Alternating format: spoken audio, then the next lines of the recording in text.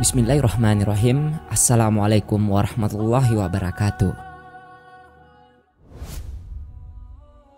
Setiap yang bernyawa pasti mati. Kalimat itu tentu sudah tidak asing lagi di telinga kita. Namun sepertinya kematian tetap menjadi perkara yang menakutkan. Pasalnya, seseorang belum siap untuk meninggalkan atau ditinggalkan orang-orang yang paling dicintai dalam hidupnya. Ketika ada orang yang paling dekat dalam hidup kita atau sanak saudara pergi meninggalkan dunia terlebih dahulu, tentu kita akan meneteskan duka yang begitu mendalam. Bahkan, ada orang yang sampai histeris karena ditinggalkan. Sehingga ia tak mampu menahan dirinya untuk tetap tegar di atas musibah yang menimpanya. Tahukah Anda bahwa dalam kondisi-kondisi seperti itu, mayat berada dalam musibah? Sebagaimana pernah dijelaskan oleh baginda Rasulullah Sallallahu Alaihi Wasallam, barang siapa yang menghitamkan pintu rumahnya atau pakaiannya ketika terjadi musibah kematian, atau memukuli tokonya, menebang pohon atau memotong rambutnya, maka akan dibangun untuk dirinya setiap rambut satu rumah dari api neraka. Allah tidak menerima penasarupan atau hartanya dan sedekahnya selama pintu rumahnya masih tetap hitam atau tanda duka yang mendalam.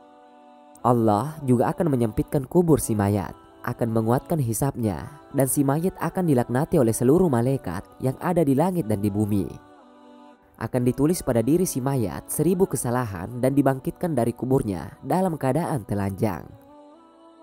Barang siapa merobek-robek saku bajunya ketika terkena musibah, maka Allah akan merobek-robek agamanya. Kalau sampai menampar pipinya atau mencakari wajahnya, maka dia diharamkan melihat Allah.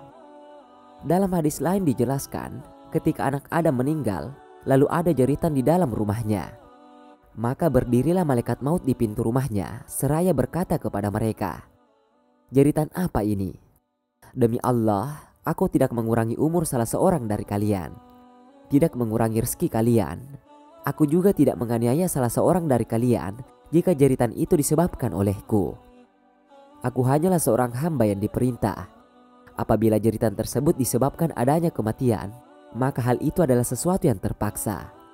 Sedangkan jika jeritan itu disebabkan dari Allah, maka kalian adalah benar-benar orang yang bodoh yang tidak tahu ajal. Demi Allah, aku akan kembali lagi padamu, kemudian akan kembali lagi untuk mencabut ruhmu."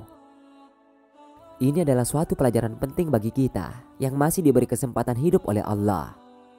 Jika kita ditinggal mati oleh orang yang disayangi, maka relakanlah.